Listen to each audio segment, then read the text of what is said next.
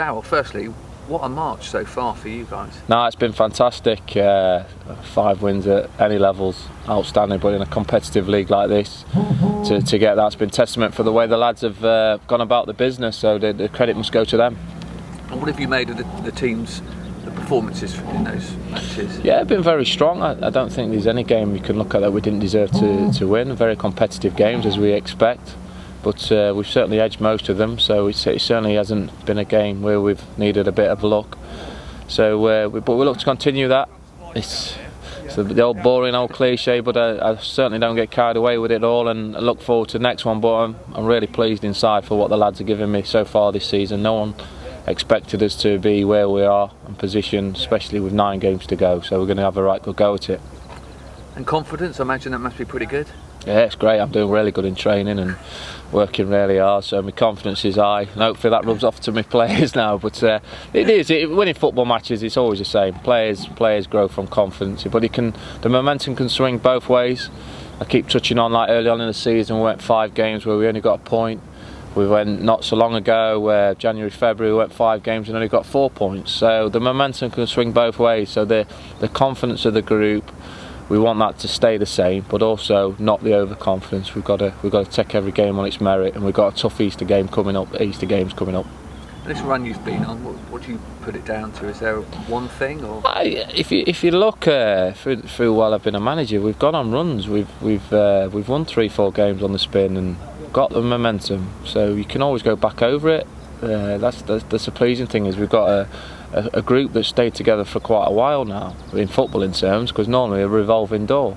So that's been key for me. And once you've gone on good runs like we did last season, like we have done this season, once you've been able to string 3-4 wins together, you know you can do it. The group knows and they can do it. But what they've really done well is to just treat each game as I want them to treat it, is the next project, and I'm big on that, because every football game's different. You might get similar games 4 or 5 games down the line, but there's different sort of scenarios that happen in football matches. And the pleasing thing for me is we've come back in 5 games to win them, which is unheard of. I mean, I think it was something like 76 times that the club had never come back and won a game previously before myself and my players were here. So we've done that 5 times already this season. So that's great testament to the lads, knowing that they can bounce back in games.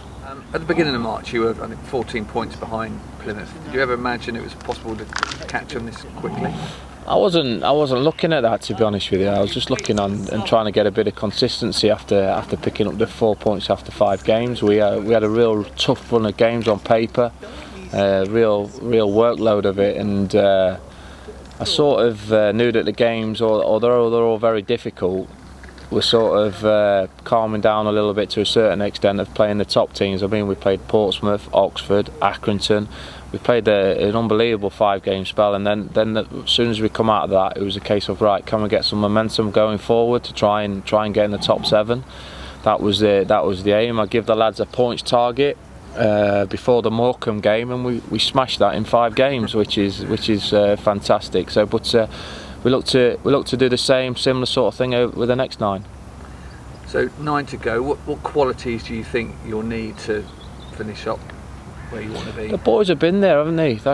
It's really good that I can call on last season of the mental strength needed to miss out on the title, but to regroup and go again in the playoffs. So the strength in the group's pretty good. Like I say, and that's been by keeping the group together, most of them. You know, a few tweaks here and there, as always, but that'll be key for the 9 games, for the run-in, and to try and move it forward. But also key will be our support base as well, because you know they're really enjoying it at the minute, and we're very thankful as always for their support. But they can help us now, usually at home, especially and away in the travels where we take loads of numbers, because they'll get behind the boys and hopefully be our 12th man.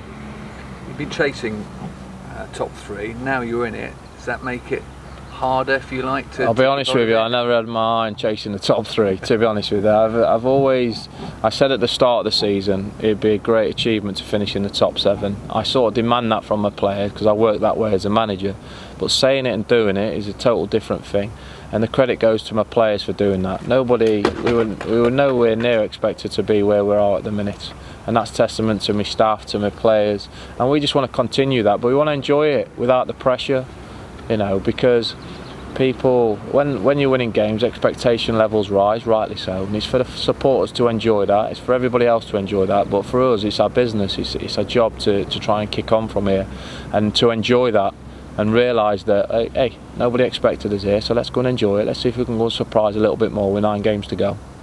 And can you still, you mentioned that a few times about enjoying it, is it because you're exceeding expectations that you can actually do that rather than feel the pressure of thinking, well, we could do this automatically? Yeah, I think it is massively a case of enjoying it. I think not many would have turned an eyelid if they said, well, if we can finish mid-table this season and kick on next season, everybody would think, well, that's progression. As it happens, with promotion last year, we've got a chance with promotion with 9 games to go, whether it be in the playoffs or automatic, which is quite unbelievable being sat here saying that. So we want to enjoy that challenge. We want that challenge. Don't get me wrong. Listen, I ain't sitting here and saying we want it, but we're going to enjoy it while we do it. And I think the key is for me is enjoying it, and then you're not playing under the pressures of maybe 1 or 2 clubs are feeling because they've been up all this season. So and they're having a dip now, so that pressure builds on them because they've sort of been there, whereas ourselves we haven't been there. And this time of year, what do you do to look after the players, I suppose, to keep the pressure off? I know that you keep them away from the likes of us. Is that part of just allowing them to just to focus on their jobs and enjoy it, really? I mean, what I say in my change rooms and that, it's always been a siege mentality. That's what the group's built on, and I think more football clubs need to go that way with the social media and Twitters and all that rubbish that flies around now. Is that players are quickly to get criticised. Managers are very quick to get criticised. It's a world we're in, we accept that. So I build a siege mentality to be able to deal with that, and we work off that, because at the same as I said to my boys after Saturday at Newport, I said, listen lads, I'll still be with you when we have a dip. It's about us togetherness. When people start saying when we do have a dip, because you're bound to have a dip because that's football, that's when people start questioning, oh, are they good enough? We had it when we dropped to 10th. A lot of people were saying, oh, no, we've gone now. Well, all of a sudden now we've gone, well, we're not gone, we're going to get automatic. So it's about keeping level-headed and keeping the group siege mentality together, that togetherness. I know you like to shy away from talking about team news, but Lee Mansell? Good lad, run really well this season.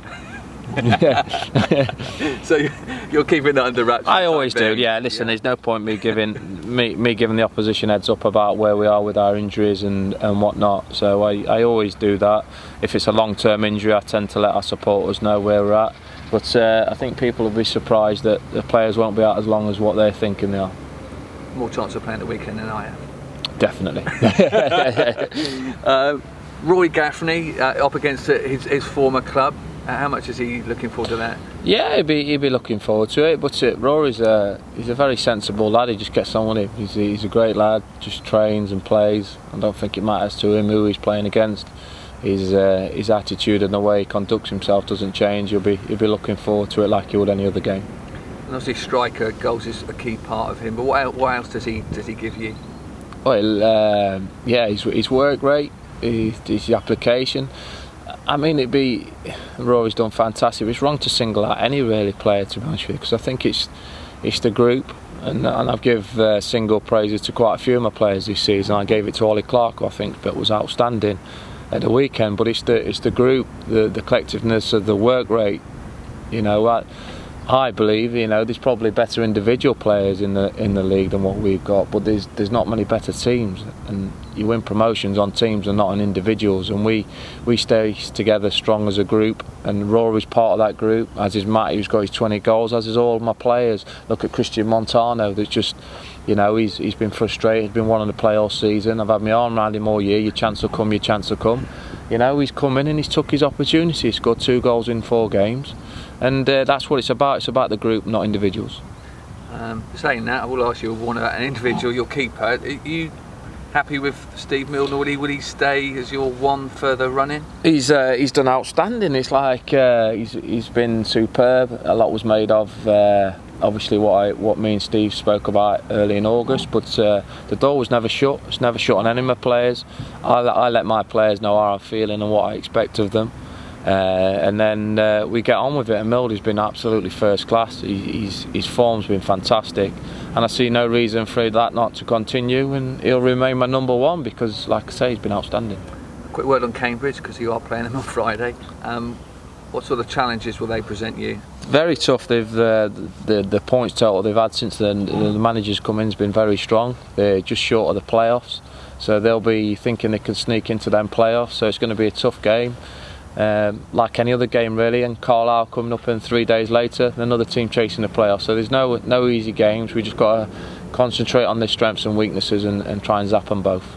Given your long trip up to up the north this weekend, how crucial might Easter be in terms of where you listen, with 9 games to go, it's a part of the season where every goal, every point, every win counts.